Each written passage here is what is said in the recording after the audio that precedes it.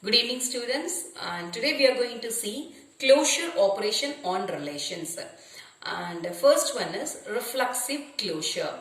What is a reflexive relation? The relation should consist of ordered pair of elements in the form of A, A for all elements in A. That is the reflexive relation.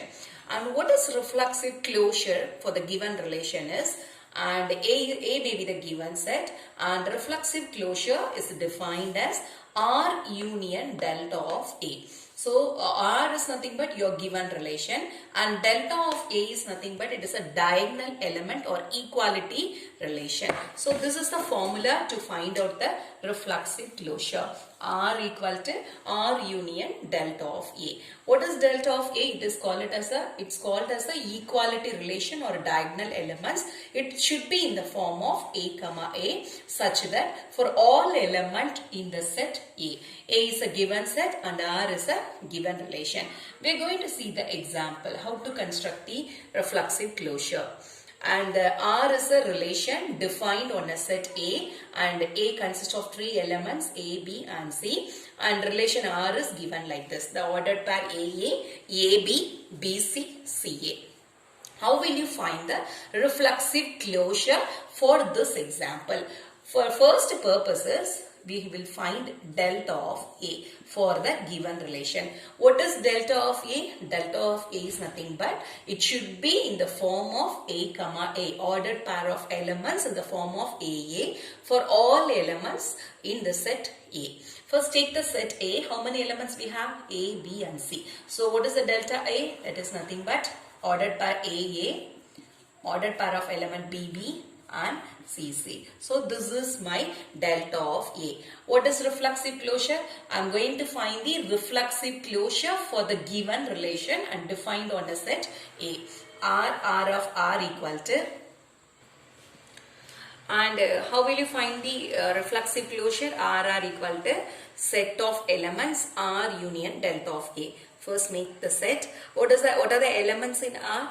AA, AB, BC and CA. These are the elements in R. And union is nothing but you will join two relations. Delta of A. What is my delta of A? This is my delta of A. So you have to join the elements in R and delta of A. Now take the first element A comma A, which is already available. So you no need to write the element again. Next one is BB. So write BB. And the ordered pair. Next element in delta of A is CC. So this is the way you will find the reflexive closure. And what is the reflexive closure will do is, look at the given problem first. This is my given problem and this is my given set. And just say that whether this given relation is reflexive or not. Is it reflexive? No, it is not reflexive. Why it is not reflexive? Because the pair BB and CC is not available here. So the given relation is not reflexive. But see the reflexive closure. Here you have AA, here you have BB and here you have CC. So what the reflexive closure will do is, this will make the relation as reflexive. So the given relation is not reflexive, and because of this reflexive closure, our relation will be converted to the reflexive relation. Now we will see what is symmetric closure. What is symmetric relation first? When there is a element A comma B and the symmetric will be B comma A. So there is an element in A comma B. When you if you find the element B comma A in the given relation, then it is a symmetric. Okay. Here the symmetric closure is nothing but it is defined as R union R inverse. What is this R inverse? This is nothing but an inverse of a given element or a given relation. For example, if my R is given as A, B, C comma D. This is two ordered pairs. I have example I have taken. This is my R. And how will you find R inverse? That is inverse of this relation. R inverse equal to BA and BC. Just you will If it is AB, you should write it as BA. If it is CD, just inverse it and write it as BC. This is the way you will find out. So how will you define the symmetric closure? The formula is R union R inverse. Here there is an example. We have A equal to set 1, 2, 3 and our relation is given as 1, 1, 1, 2, 2, 2, 2, 3, 3, 1 and 3, 2. These are the ordered pair of elements. Relation is defined on a set A. First we will find the R inverse. That is nothing but an inverse of a given relation. If it is 1, 1, if you inverse it, you will get 1, 1 only. 1, 2, it will be 2, 1 and 2, 2, the same thing. And 2, 3 will become 3, 2 and 3, 1. If you inverse it, you will get the ordered pair 1, 3 and 3, 2 will become 2, 3. So in this way, you will construct R inverse, that is the inverse of the given relation. What does my symmetric closure? RS equal to, that is the formula is R union R inverse. You have to take the union of these two things. And when the elements, when the ordered pairs are repeated, it is enough to write only once.